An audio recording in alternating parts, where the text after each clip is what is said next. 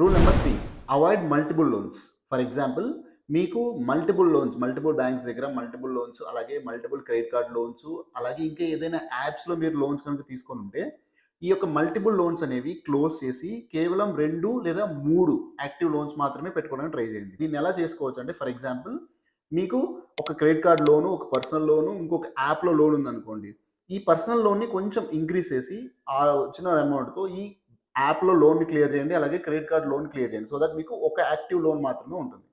అప్పుడు దీన్ని కన్సిస్టెంట్‌గా మెయింటైన్ చేశారంటే ఖచ్చితంగా మీ క్రెడిట్ స్కోర్ అనేది ఇంప్రూవ్ అవుతుంది. సో క్రెడిట్ స్కోర్ అనేది ఒకే నైట్‌లో ఇంక్రీజ్ అవ్వదు. మీరు ఏదైతే కన్సిస్టెంట్‌గా మీ పేమెంట్స్‌ని మానిటర్ చేస్తూ, మీ క్రెడిట్ యూసేజ్‌ని మానిటర్ చేస్తూ 6 మంత్స్ కన్సిస్టెంట్‌గా చేయగలిగితే ఖచ్చితంగా మీ స్కోర్ అనేది ఇక్కడున్న స్కోర్ ఇక్కడ దాకా ఖచ్చితంగా వెళ్తుంది. ఇలా స్కోర్ మీకు ఇంక్రీజ్ అవ్వడం వల్ల మీరు ఏదైతే నెక్స్ట్ లోన్ తీసుకుంటారో ఆ లోన్ యొక్క ప్రాసెసింగ్ అనేది చాలా ఈజీగా అవుతుంది. అలాగే రేట్ ఆఫ్ ఇంట్రెస్ట్ అనేది కూడా మీరు ఖచ్చితంగా నెగోషియేట్ చేయొచ్చనమాట.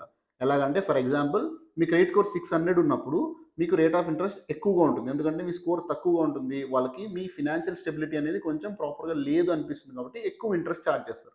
అదే మీ స్కోర్ గనుక 700, 750 ప్లస్ ఉందనుకోండి, ఖచ్చితంగా మీరు రేట్ ఆఫ్ ఇంట్రెస్ట్ అనేది నెగోషియేట్ చేసి 1 లేదా 2% తక్కువ ఇంట్రెస్ట్‌కి మీరు తీసుకోవచ్చు. ప్రెజెంట్ మీ స్కోర్ ఎంతుందో కామెంట్ చేయండి. అలాగే ఈ వీడియోని మీ ఫ్రెండ్స్ అండ్ ఫ్యామిలీతో షేర్ చేసి వాళ్ళకి కూడా అవేర్‌నెస్ క్రియేట్ చేయండి. To be in track, follow Fin track.